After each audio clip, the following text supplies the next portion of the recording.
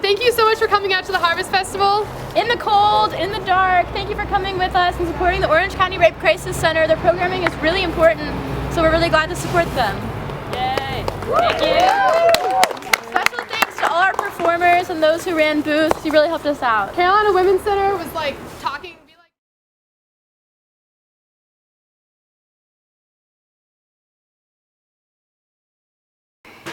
You talked about with your internship there being, I'm sure it's emotionally exhausting, day in and day out, and confidentiality is key.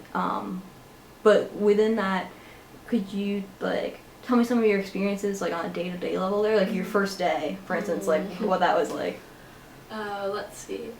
Well, going into the internship, I really didn't know anything about it. I'd never been there, hadn't talked to anyone. All I had seen was the website, and then it was a resource for LGBTQH people who are survivors of intimate partner violence.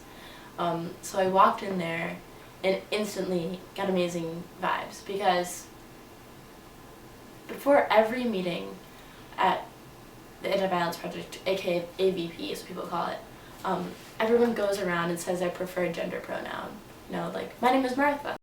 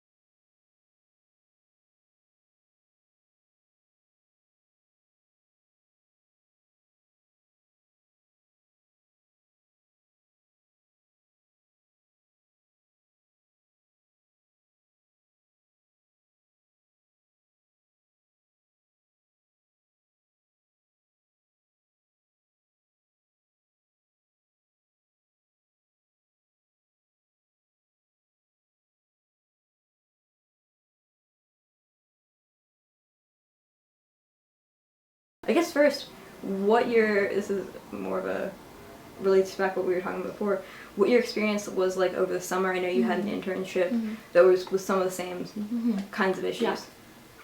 So, I became interested in preventing sexual assault last year at UNC, but then I realized how heteronormative it was, and that the One Act training, which trains people on how to prevent sexual assault, really focuses on men attacking women, which does happen most of the time, but I didn't really find a space to talk about intimate partner violence happening in same-sex relationships. So this summer, I actually worked at an organization that has legal counseling, psychological services, and a 24-hour hotline for LGBTQH survivors of intimate partner violence, or police violence, or hookup violence, or HIV-related violence. So that was really cool for me, just to see an organization that was doing that in the flesh, and it restored my faith in nonprofits. That's probably one of the reasons why I feel so good about supporting the Rape Crisis Center, just because I know how important these places are. Because the organization I worked at in the summer, which was called the New York City Anti-Violence Project, creates the only yearly report of all the LGBTQ hate crimes that are homicides in the United States.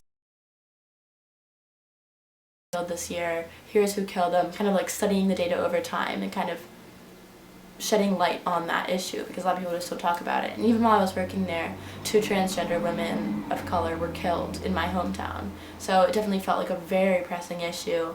And, going to school in North Carolina, which can be a bit more southern and conservative than the North, I thought that working in New York City would be the safe haven for LGBTQH people. But I did not see that that was the case entirely, because of things like the stop and frisk law, which allows the NYPD to stop and search anyone, which actually has decreased crime, but unfortunately NYPD disproportionately stopped transgender women of color, and can arrest them even if they're slightly suspicious of prostitution.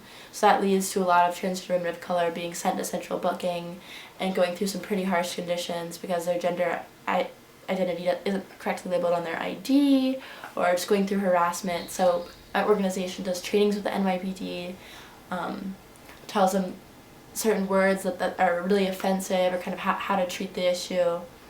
And we also just provided a safe space specifically for LGBTQH survivors, because that can often have a lot of layers, not only the intimate partner violence issues, but oppression in other forms. So it was a very difficult internship just because I saw how hard the lives of my coworkers were, because they had to hear stories of intimate partner violence every day, rape, incest, people constantly walking into the office, or constantly getting calls. But I also saw how rewarding it was, because I would walk the streets of New York City and give out safe sex kits, which we actually handed out today at the Harvest Fest, condoms, lube, and information about intimate partner violence. And, I would ask people, are you familiar with the New York City Anti-Violence Project? Here's some information. Most people didn't know about it, but some people were like, yes, 20 years ago they helped me get an order of protection because my partner was stalking me, or yes, 5 years ago I went to them for help. They really helped me, because all of our services are free and confidential. So just hearing from New Yorkers about how much they valued this organization, just because there aren't really many of its kind that are specifically for the gay community. So it was great.